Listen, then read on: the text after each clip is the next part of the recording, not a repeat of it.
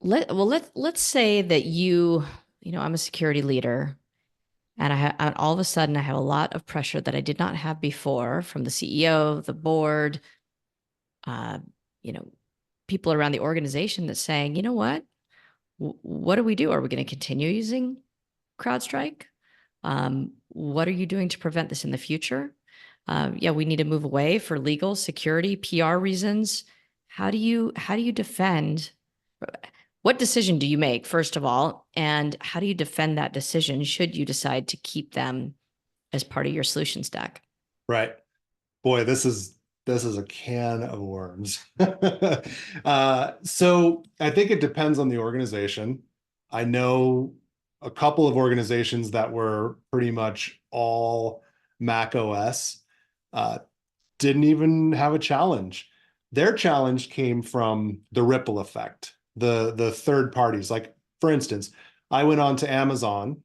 I wanted to buy something, and there was a banner up top that said, due to a third party IT outage or issue, your delivery may be delayed 1 to 2 days. And I saw this banner all over the place. So just because that organization that had all Macs wasn't impacted didn't mean they weren't actually impacted down the supply chain. So I think what this exposes is an over reliance, like I talked about. So if I'm an organization that is leveraging CrowdStrike, I have to, and I'm sure you could see it on my bookshelf, have a little bit of extreme ownership of this particular, it might be over there, but this Love Jocko Willink. Hats yes, off to him. Great book. yes, he's a good dude.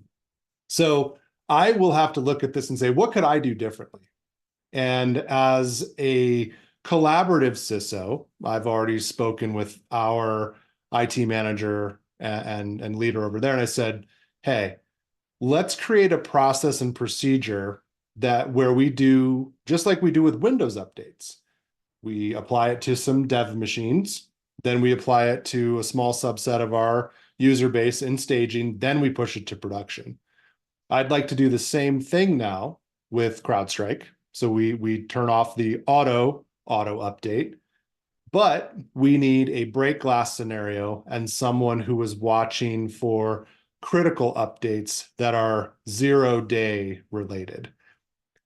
For a while, I'm going to be a little hesitant to push all of that at once, but I'm going to make sure we push it, we watch for a day, and then maybe we push it to everything else. Also, for us, and this is what I would recommend to other organizations, is updating your incident response policy and procedures, because I think a lot of us have this where we don't have access to systems anymore, or the cloud or the internet or whatever. But I don't think all of us were really prepared for, hey, like, I don't have access, but neither does the rest of my supply chain, and we still have to do business. So, like, what do we do? So I think we're gonna be rewriting some of this and bringing in more of the resiliencies that I talked about, where we have the ability to recover from something like this.